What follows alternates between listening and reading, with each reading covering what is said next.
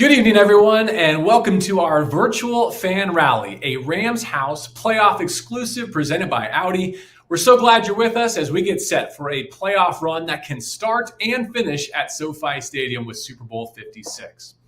I'm JB Long, voice of your Los Angeles Rams, and it all starts on Monday night as the Rams host the Arizona Cardinals at 5:15 in the wild card round. It's the first playoff game in SoFi Stadium history. Can't wait to see you all there. If for some reason you still don't have your tickets for Monday night, head on over to therams.com/tickets/playoffs, therams.com/tickets/playoffs. My co-host for the night is NFL Network host and LA Dodgers team reporter and so much more, including Rams in-stadium host. Here is Kirsten Watson. Good evening, Kirsten. Hey, JB, and thanks so much. We are so happy to be with all of you guys this evening. You guys are our incredible Rams fans, and tonight we have a tremendous list of guests stopping by this evening to see us and hang out with us before the big game on Monday. So today we'll be joined by current players, including Sony Michel, Terrell Burgess, and Jacob Harris, as well as Rams legend and 2022 Hall of Fame finalist Torry Holt will be stopping in. And we'll close out the show with our GM, Les Snead. So we've also got some great giveaways that will be announced live throughout the show. These include a signed Cooper Kupp helmet, a signed Aaron Donald helmet, and our grand prize, an $1,000 gift card to the Rams fan shop. So to be eligible for these exclusive prizes, you'll need to text prize to 467-267. Again, and that's prize to 467-267. I should add that message and data rates do apply. But go ahead and do that now, and then listen for your number to be called throughout the show. Because trust me, you're going to want a chance to win these prizes. Awesome. All right, let's bring in our first pair of guests to get this virtual party started. One is an NFL Network host and our Rams preseason TV play-by-play announcer. The other is my partner in the radio booth, and Kirsten, I know your partner on NFL Network as well. So we welcome in Andrew Siciliano and Maurice Jones-Drew, who looks like he's covered up that awesome T-shirt he was wearing earlier today. Yes, hold on. What's up, guys? There it is. He's taking his clothes off live on the internet. There we Bam. go. Yeah, there it is. Antonio Brown, baby. but different. Just for you. Yes, cheer dad. We love this. That's amazing. Cheer dads unite. Love it. How are you guys doing after the first 17-game slate in NFL history? Now we're set for Wild Card Weekend and a Monday Night Football Wild Card game at SoFi Stadium. Andrew, you were just over in Inglewood earlier today. What's the buzz? Buzz is good, JB. I kind of feel like today was officially like the turn the page. It's now playoff weekday. Like Monday is to kind of trying to make sense of what happened, and Sunday was wild, not just at SoFi, but everywhere. It felt like it was like the greatest reality show of all time. And then Tuesday, you kind of catch your breath. And then Wednesday, bam, you wake up with the Eric Weddle news. Psh, and then we're off and running. Well, Maurice, I got to ask you, what was your reaction to that news when it came out? Well, first of all, I woke up to it, and then I text JB, and I was like, listen, I should start working back out again. If we're getting guys out of retirement, I mean, let's be honest. I played a little safety back then. No, you know what? I think the Rams, they really want to go with people that know their system and understand what they're trying to do, right? And sometimes that knowledge of football and how you play is better than a more talented player. And so you get a guy in Eric Weddle who's called this system before, who's been there before, who understands football, and also can be another coach on the field. And then obviously you have some injuries there in the back end that kind of hamper a lot of what you want to do. And so the Rams are trying to figure out what's going on. It's, again, they're limping into the playoffs, but they're here as NFC West champs, and you want to try to get as healthy as you can and go as far as you can throughout. Andrew, almost 12 months removed from the trade. It feels like this January we're in a similar position to where we were last January. Matthew Stafford looking for his first playoff win. How much are you anticipating this game Monday night because of that narrative? It's huge. I mean, I think there are so many amazing storylines. Just the fact that we have a Monday night game, combing through the Monday night playoff history. In years past, it was only because the wild card games would have been on Christmas Day, and they didn't want that. By the way, they were like all Rams games, and then they moved into Monday. This is the first one that's actually scheduled. And I think it's a golden opportunity for Matthew Stafford to kind of show the world and silence the doubters Reminder, I did throw 41 touchdown passes. I have beaten this team, beat them a couple of weeks ago, again in primetime in Arizona.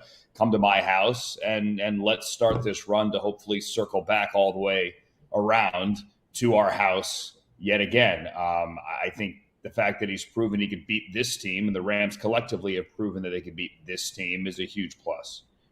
I mean, yeah, that matchup in the desert, it was electric. So, Maurice, I ask you, when you look ahead to Monday night, I guess, what are the big keys for you in this matchup to allow the Rams to get the win? Well, JB hears this all the time because we text, but I guess everyone needs to hear it. Do what you do against the Cardinals, right? You have a certain formula that works against them that you've had a ton of success with. In the first game this year, you kind of went away from it. And then obviously you went back to it. So defensively, it is keeping Kyler in the pocket, not rushing to get sacks on the edge, but rushing to keep him in there, allow Aaron Donald, Greg Gaines, A'Shawn Robinson to go ahead and create pressure. And then when he rolls out, Von Miller, Leonard Floyd, sit there and get you a sack because he's going to run right into you, right?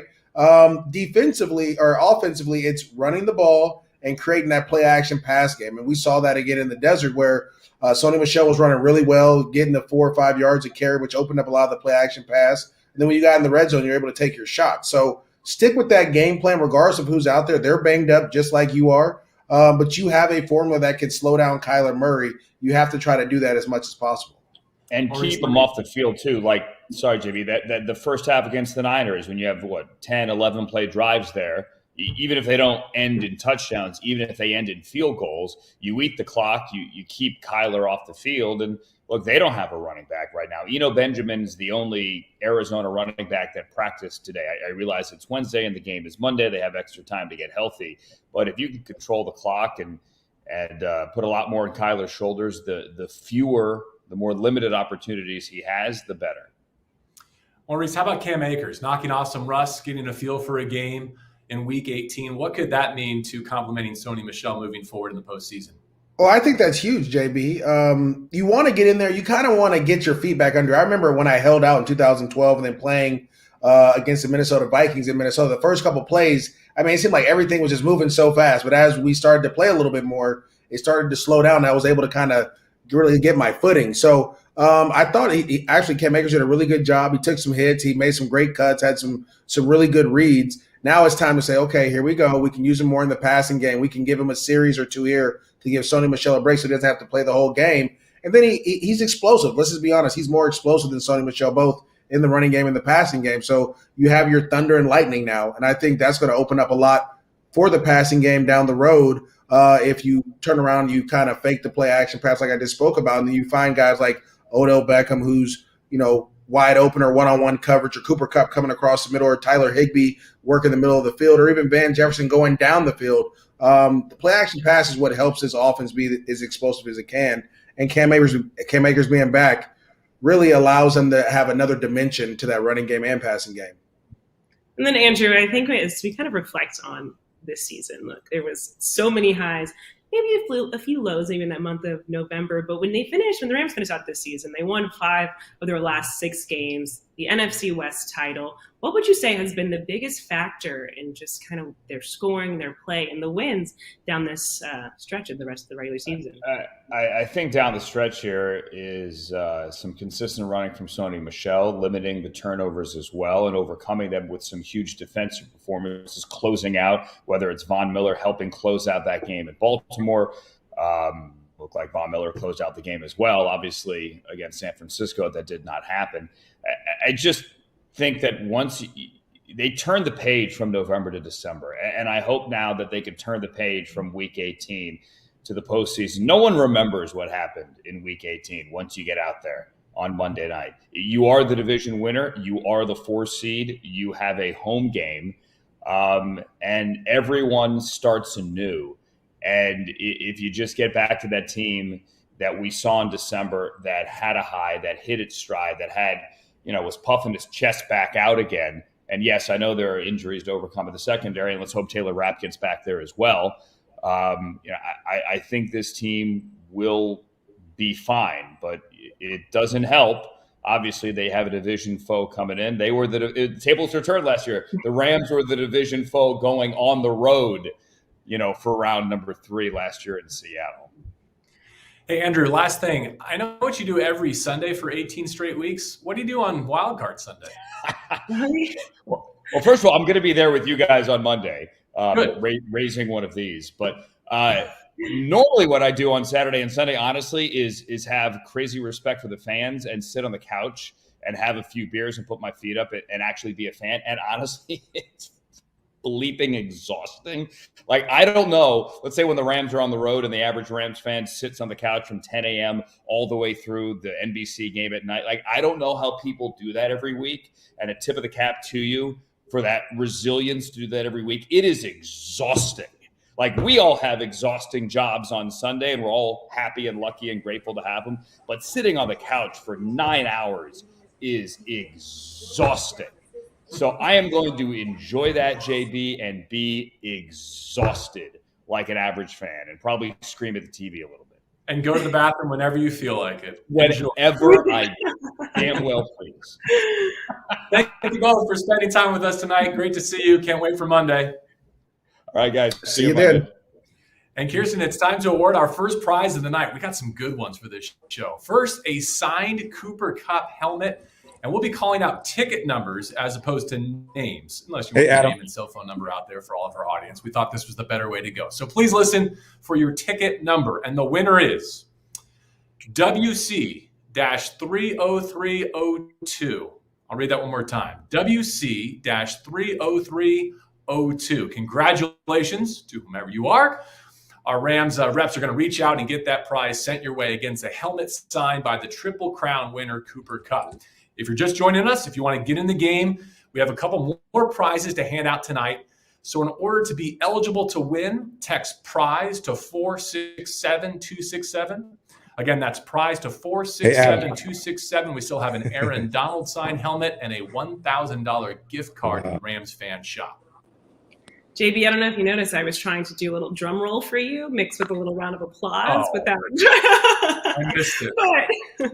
That's the only downside of the virtual fan rally is I don't get to catch everything. Awesome. It's okay. It's all good. It's all good. I'm just trying to bring the energy tonight because we are just 5 days away from the wild card matchup between the Rams and the Cardinals, a rubber match to decide who moves on to the divisional round. And it's now time for our next guest. And I must tell you, they know a thing or two about big playoff games. He's played in 10 of them with the Rams, and none bigger than a win in Super Bowl 34. He's a 7-time Pro Bowler and a 2022 Hall of Fame finalist. Please welcome in Torry Big Game Holt. Torry, thank you so much for hanging out with us. It is truly a pleasure and an honor. So first, I got to ask you. It's been an exciting season already. We've got a Triple Crown winner in Cooper Kupp. So what would you say, if you could put it into words, what has he accomplished this season?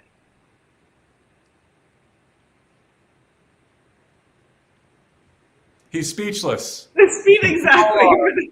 I think we might be having a little bit of technical difficulties, but I do see him there. So hopefully we'll get him in with us right here.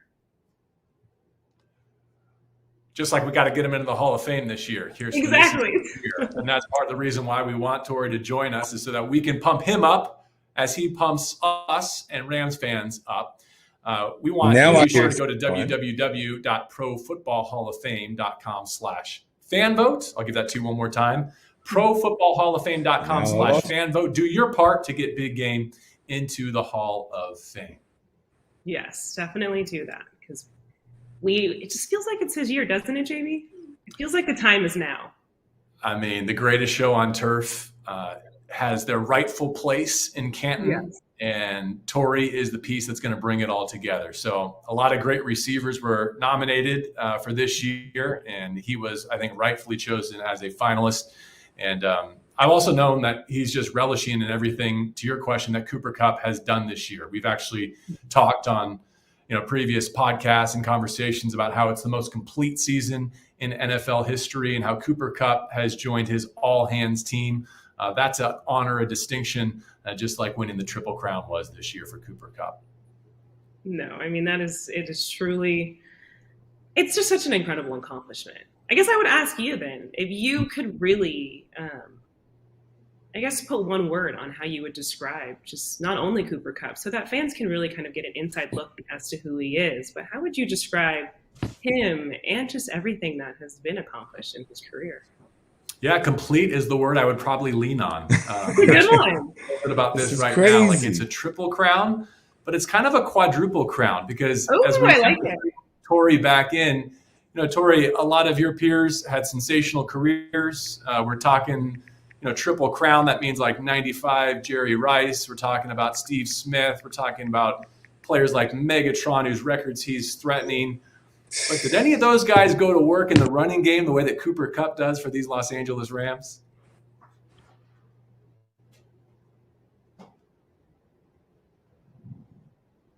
No, still no good.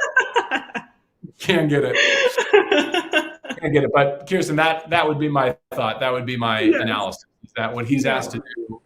He won the Triple Crown while serving as an H-back or a fullback or a tight end at times.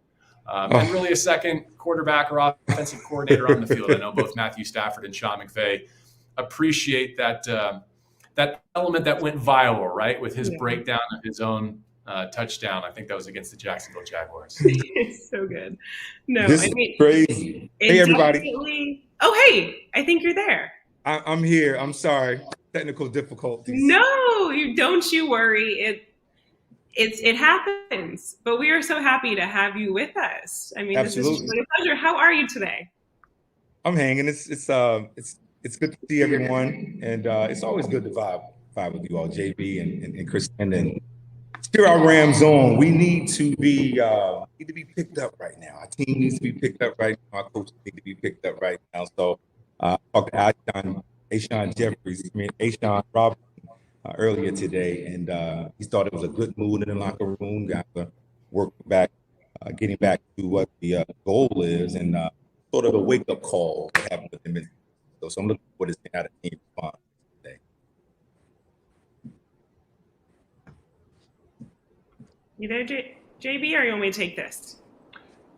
You go ahead. I'm just catching up. Okay. Well, I guess, you mentioned you talked with some of the guys, but when you look at your experience in these big games, how would you just describe how your mindset, if it did change when it got in close to the playoffs?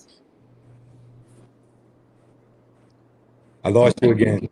Can you hear me? Man. I'll try it one more time. I was just asking, when you came to the playoffs with kind of just, turning the page from regular season now to the postseason, was there any change in mindset for you as you prepared for big games? I think we may have lost him, JB. All right. Well, let's move ahead, and we'll give out another prize, maybe, Kirsten, in the meantime, while we remind everyone to go to www.profootballhallofame.com/fanvote. If we can't talk to Torry, the least we can do is vote for him. That we can do. And I think you're right. I think it's the perfect time for our next prize. So first, let me say, for those of you who are just tuning in, we are having a little technical difficulties, but that's not going to take away from our show. We still have so much fun planned for you guys. We have some more special guests and players coming to hang out with us. And I have to welcome you guys again to our virtual fan rally, a Rams House playoff exclusive presented by Audi. So thank you for hanging out with us. And it's now time for our second prize giveaway. This is for a signed Aaron Donald helmet, a truly prized possession.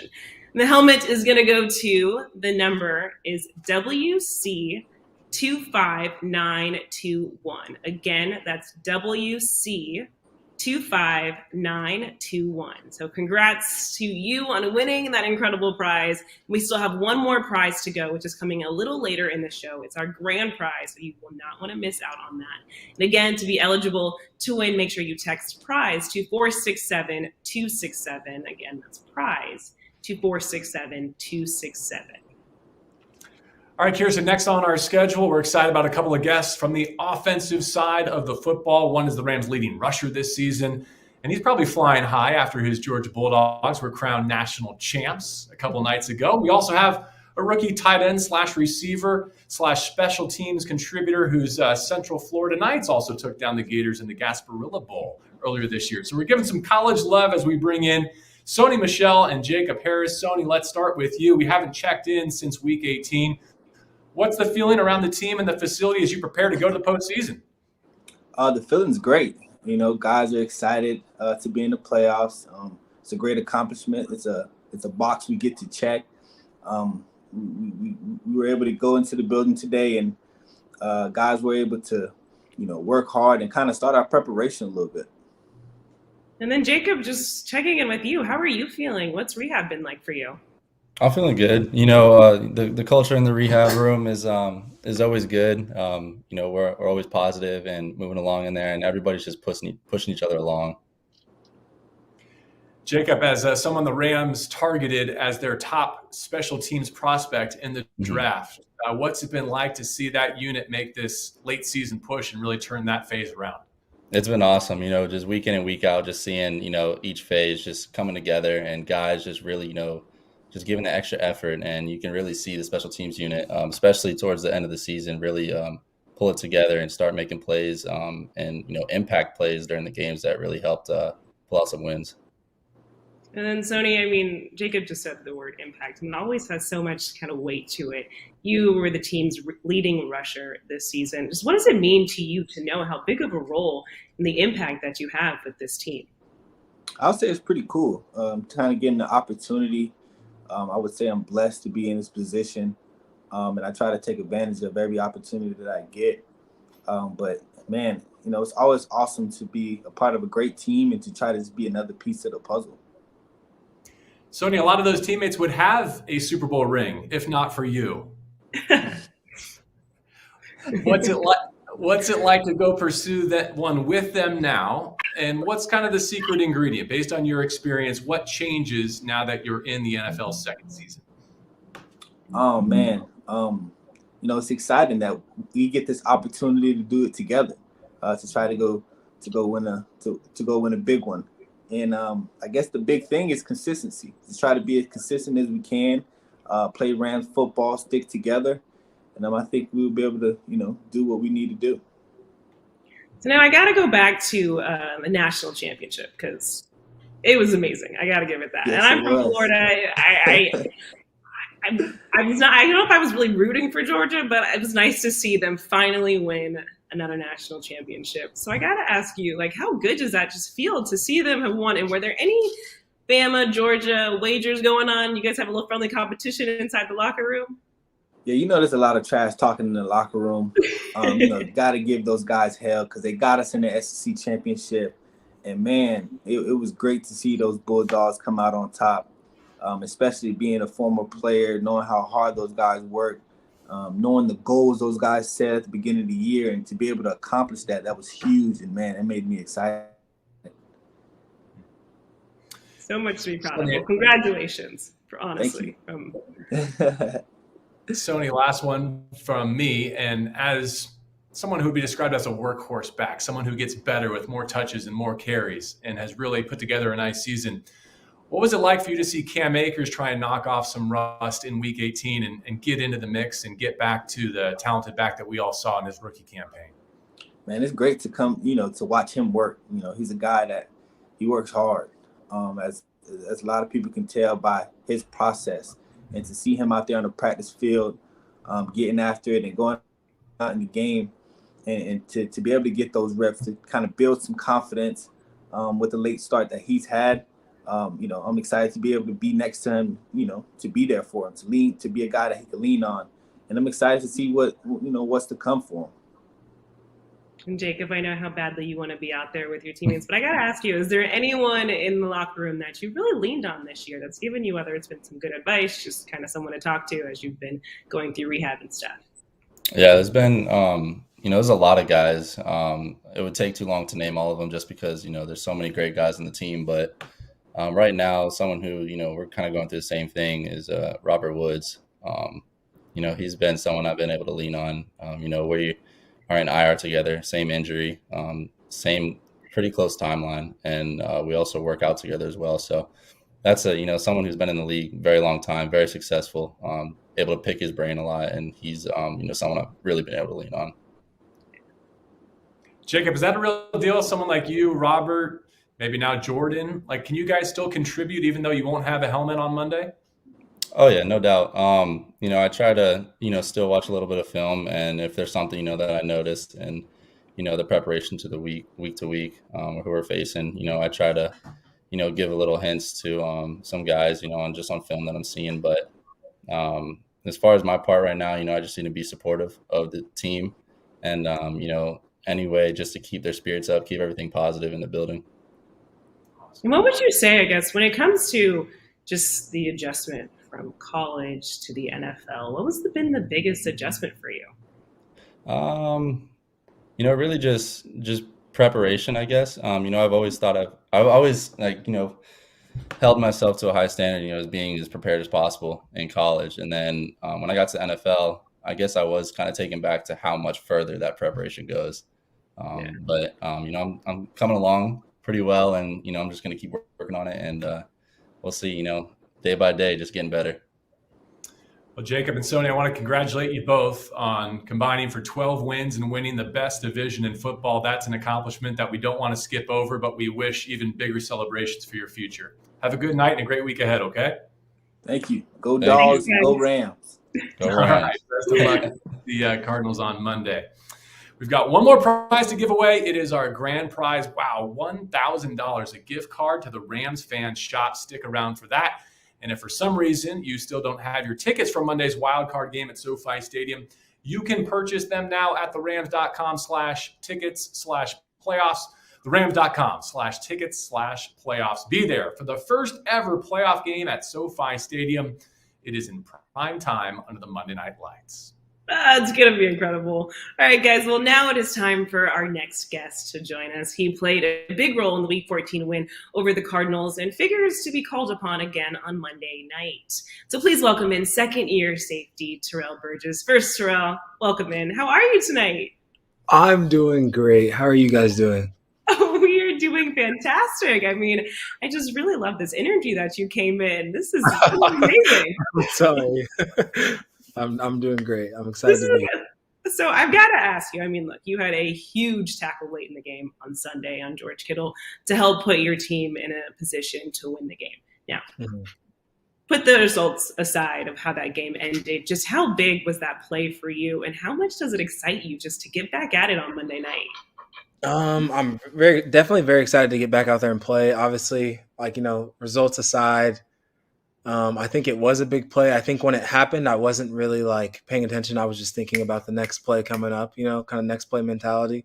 And then looking back at the video, right as Jalen came in, if you can kind of see, I kind of was frozen for a little bit. And then once Jalen hit me after I tackled, or I stood up, I was like, oh shoot, that was a big point of the game, So it was pretty cool. But, obviously, with us losing, it kind of sucked, but things happen, and I'm excited to be able to get another shot at playing and maybe playing in the future with against the Cardinals on Monday.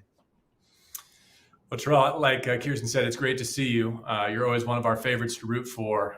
And I know that Jordan Fuller is your guy. And you've been in his shoes, right? You've had a season taken away from you already in your NFL career. What are your thoughts on what he's going through? And is there a part of you that wants to pick up the baton and deliver for him? Oh, definitely. I definitely want to do what I can to help the team in any way that I can, especially at the safety position if I'm called upon. I'm definitely sad for Jordan. He's a strong-willed human being, so I know he'll get through it.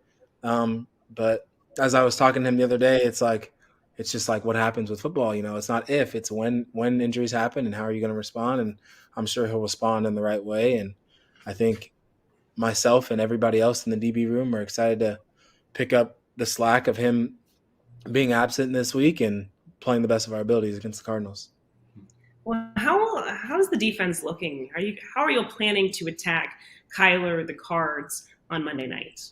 Oh, great question. I don't know if I want to give away every secret, but one big thing that everybody knows about the Cardinals is that obviously they've got great weapons, and a big part of that is their quarterback, Kyler Murray. He plays really well. He can beat you with his feet and with his arm, so you kind of got to just prepare for everything. So I definitely think we're going to try and do what we can to contain him and come out with a W on top. What was your reaction to the news that the Rams are adding veteran I guess, retired safety, Eric Weddle, another great Ute, and bringing him in at this juncture of his career and of your season. Very excited. I've known him from years past, especially with him being a Utah legend and me being a Utah alum. I knew him when I was in college because he was really good friends with a couple of the coaches I think he played with. And then just from being from San Diego, I've known him really well. So I'm really excited to be able to do what I can to learn from him in these next few weeks and play alongside of him. And I don't know, I'm excited. I think it's gonna be great to have him there. And yeah, even with us lifting today, it was fun. So I'm excited. What kind of shape's he in? I think he's in great shape. I don't think he looks like he's in bad shape at all. I think he looks like he was playing last week. So okay. He's been spending his retirement time well. That's always good to hear. So now I know that you guys are all looking forward to Monday. We want to see a packed house at SoFi Stadium. What do you want to say to the fans to get them hyped for Monday night? Well, this is the first playoff game in SoFi Stadium to my recollection, and obviously being this second season that's been open. So I think let's just get excited. It's the first game. It's a big game against a division opponent. They're gonna come. Their fans are gonna come ready. I just am excited for our fans to come and be loud, especially on third down against their offense, and just make it a great football atmosphere. That's what we're all here for. We're all here to watch a great and play in a great game. So I'm excited for the fans to come and watch a real hard-fought game against the Cardinals on Monday. Awesome. Thank you, Terrell. Hey, you've beaten these Cardinals shorthanded in the secondary before. Go ahead and do it again on Monday and advance in the postseason, okay? That's the plan. Thank you. All right. And Kirsten, our last guest of this evening, as you know, is the architect of a team that has reached the postseason in 4 of the last 5 seasons, including 3 division titles over that span. Of course, we're talking about the GM of your Los Angeles Rams, Les Snead, who's going to be next up on our show. And it seems that at every step along the way, whether it's the offseason and trading for Matthew Stafford, whether it's midseason and making a move for Von Miller, or finding a way to bring OBJ to Los Angeles, Les and his staff have shown you just how committed they are to winning in the present and in the future. So now's that time. Now's the second NFL season for the group that's in the facility at CLU to deliver on all that investment. 100%. I mean, I think you're seeing moves that are being made with intention and putting in a place to find success. We heard the guy say it earlier, there's one goal. We heard even Torry saying that when he was talking to them. It's about turning a page from week 18, preparing for Monday night, and leaving it out all on the line. They always say that December football, there's always a shift. But there's even a different shift when you get to January, the postseason, the playoffs, and then, of course, when you get to February. And so the goal is to get back there. And I think the players want it incredibly bad. The organization wants it. And the team wants it. So, and the fans, I should always add that. The fans definitely want it. So I think we're in for some fun this postseason. I'm going to tap into your Dodgers connections a little bit here as well. I've also worked with Andrew Friedman over the course of my baseball career. I know that going back in time, he was thought of as kind of a progressive outside the box, looked at the game differently. Wouldn't you say the same thing about Les Snead and the way he goes about his business? Yes. I mean, you have 2 incredible masterminds, and it's about not only creating a culture in the locker room or in the clubhouse when it comes to baseball, but look, the Dodgers made big moves this year. We saw Max Scherzer, Trey Turner in Dodger blue. Some will continue to see in Dodger blue. So these were moves with the intention of winning another World Series championship. And so with the Rams, we're seeing moves with Von Miller, with OBJ, with Matthew Stafford. These are intentional moves to win Super Bowl. So look, these gentlemen, they have so much. I love learning the minds and reading the inside and out and getting to know what happens in those rooms and in those meetings, because it's incredible. And I can't wait to see how this year it plays out with the Rams, because I think it's a very special team. All right, Kirsten, let's welcome Les to our program tonight then, and let's get inside his thinking with bringing Eric Weddle to the Los Angeles Rams as they embark on a postseason run. Les, good evening. How are you? It looks like you're still at the office. Still at the office. How are y'all? Doing well. Thanks for hanging out with us. Looking forward. How about the news? Eric Weddle, Eric Weddle, I think, unfortunately, you lose Jordan Fuller. That's just part of this game. And I know one of our personnel executives, a lot of times, J.W. Jordan, has always said it's unfortunate in the NFL a lot of times when you get to the most important games of the season, right? Some of your more important players aren't playing based on the attrition, and you gotta rely on players that were in contributing roles before. But with Eric, it was one of those deals where I think it started with our defensive staff, probably trying to figure out, right, how do we solve the problem of not having Jordan in this game. And I truly believe it might have been in fun. They reached out to Eric Weddle and said, "Hey, what do you think? You want to come join the Rams? Let's go make a playoff run." And I think at that point in time, he's been playing. He's in shape. He's been playing a lot of basketball. He said, "Let me chat with my wife." And I just ran into him down the hall. He's watching film right now. And I think what he's probably trying to think is, wait a minute, this is kind of an opportunity of a lifetime to join a team in the most important run. So long answer to your question on Eric Weddle, but it probably deserves the long answer. Well, beyond just his skill and everything that he's done on the field, what does a veteran and his leadership bring to the team in this specific moment as you guys are preparing for not only the wild card, but even the rest of the postseason? Well, I think what's interesting, right, there's a lot of our guys, Jalen being one of them, right, that when we traded for Jalen, that was Eric's last year in 19. So there's a lot of players on our team that respect, right, his passion for football, his football acumen. And I think the neat thing that he's going to bring is right, this is the first year we had a 17. This is a long season. It's 17 games. And like I said, this is the reward we get, right? A chance to go play in this tournament. And I think what he's going to, even though every one of us are like, okay, this is an opportunity, right? Let's get refreshed. Let's plan. Let's prepare, right? Let's go execute for this opportunity. I think what Eric brings is, hey, I'm telling you, this is an opportunity a lifetime, and he's already brought that energy into the locker room today.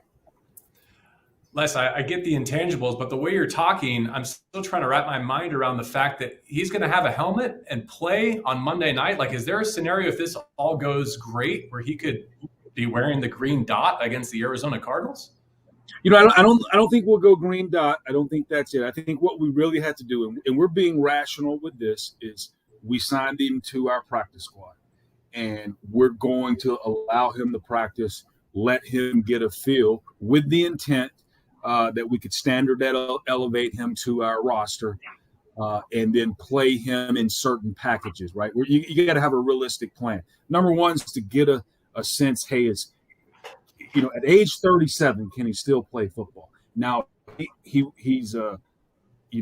loves working out, but I think the one thing he told me that they play, wherever he plays, they play some really competitive 5-on-5 basketball. And I think you're right. That type of movement, that type of change of direction is what he's gonna have to show us during the week. The experience and all of that's there, but I think we got to see if he can do it physically. And our defense really suits some of his superpowers, right? That ability to play some of that vision zone and come out of a break on some balls, take some routes away, steal some routes, things like that. So it definitely fits his skill set. Well, the news of bringing him to the team was definitely very exciting here, but we also had some big splashes in the news a couple of months ago when there was the trading for Von Miller, signing OBJ. In what ways have you seen them make this team better? Well, unfortunately, we lost, as we're talking about Jordan Fuller, Kirsten, we lost Robert Woods, who's take production out of it. I mean, that guy's a heartbeat of the team, right? I mean, he's got a nickname of being, our fullback, right? We do a lot of 11 personnel, right? In 11 personnel, 3 wide receivers, 1 tight end, 1 back, no fullback. And Robert and Cooper Kupp kind of get the nickname of, hey, they're our fullbacks. We actually run a 2 fullback offense, right? Because they have that blocking skills, similar to Hines Ward. So But so I give OBJ, he had to come in and replace, right, Robert Woods, and also had to come in and learn a new offense mid-year, and a very sophisticated offense, right? This group's been together a long time, and it's hard to come in, I call it, and learn physics 3 or calculus, 3, mid transfer, mid semester. So you give him credit, and right, some of the plays he's made, a fourth down, right, against Baltimore. That play is going to go down as one of the reasons we're division champs, right? If he doesn't make that catch in that moment, we might not be division champs. So those plays, and I think Vaughn, since he's been here, I do know this: our defense. If you look at some of the metrics, Aaron Donald has more sacks since he's shown up than when he wasn't here, and I think you kind of have a good little sample size of about 50% when Vaughn was here or not. So we have more pressures. We've stopped the run better, right? Vaughn's known for rushing the passer, but in that Baltimore game too, it's 1st and goal from the 2. He comes screaming off the backside there, runs down a back from behind, and now all of a sudden it's 2nd and 2, and then Greg Gaines makes a play and it's 3rd. So plays like that is kind of put us in position to be where we are today. Let's talk about your quarterback, and it's been 12 months in the making now, and I think the Los Angeles Rams give Matthew Stafford his best chance yet to win a playoff game and maybe go deep. Why do you feel like, based on what you've seen through 17 games, he gives you that chance as well? Matt's been he is just a very unique talent, very unique person, right? Competitor, and I think he's been one of the best QBs in the fourth quarter, right? In a long time. And he's having a top 5 type, let's call it fourth quarter season, over the last 20 years. And I think what that shows, right, is a lot can happen quarters 1 through 3. And right, he has the stats of the comebacks like he did against Baltimore. I think it didn't go so well against San Fran, things like that. But I think that play in the fourth quarter is just kind of it probably symbolizes who he is, and that's, a lot of things are going to happen, right? Down in and down out, there's going to be adversity. Guess what? We're going to forget it, and when it counts, we're gonna make a run. And I think this team showed that, right? At one point, we were 7-4, and we kind of got to the second half of the season, and we ended up 12-5. We made that run when it counted, when we needed to be playing our best football, right, and closing out games. So I could go on and on about Matt Stafford and kind of I call it partnering with him and feel how tough he really is. I mean, all he's gone through, some of the hits he's taken, things like that. I mean, but really the ability to forget bad plays early, good plays early, and play well in crunch time. So we've got to talk to a few of the players this evening and just kind of get an inside look at how they're preparing for Monday. How do you prepare for the wild card game? I stay out of the way. I mean, as a general manager, there's not a lot I can do other than help.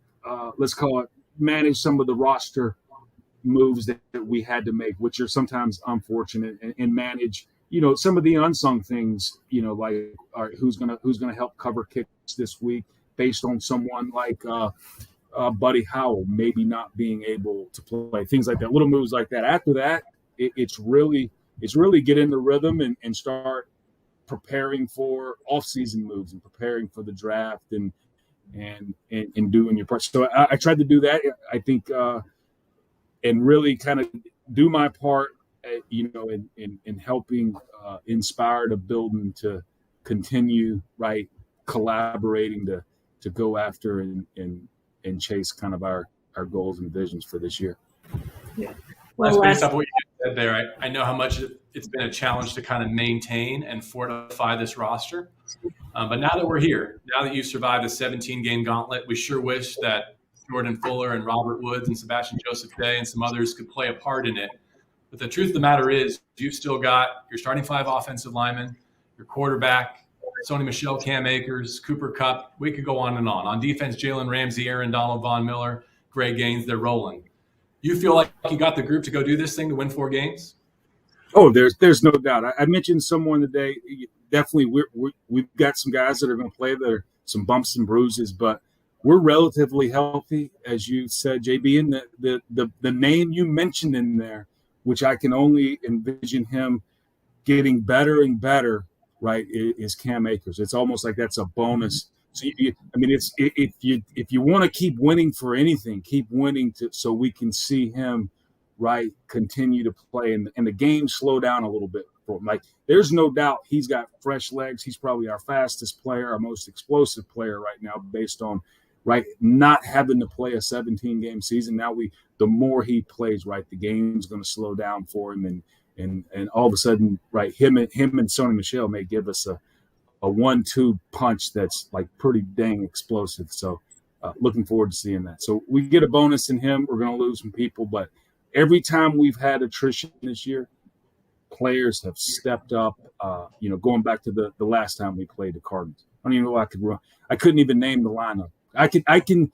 You being a baseball person, Kirsten, I can name probably the 1985 Braves starting lineup like that, and couldn't name, right, our starting defenders that night against Arizona based on all the COVID attrition that we had.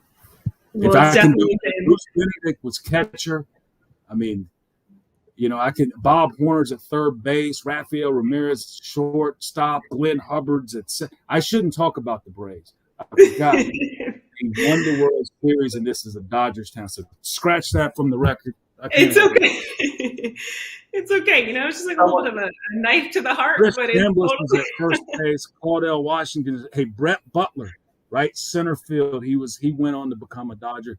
There's Dale Murphy in left. Just somewhere finish it. Somewhere Les Kara is saying, how come he can remember that lineup, but he can't remember to pick up cleaning on his way home? My summer job was our local radio station. So my summer job was go to the radio station, and when they said we're going to take a local break, I stuck these little 8 tracks in, did our little local break. Every now and then, right, I was a teenager. They'd say go to the local break. My mind was wandering.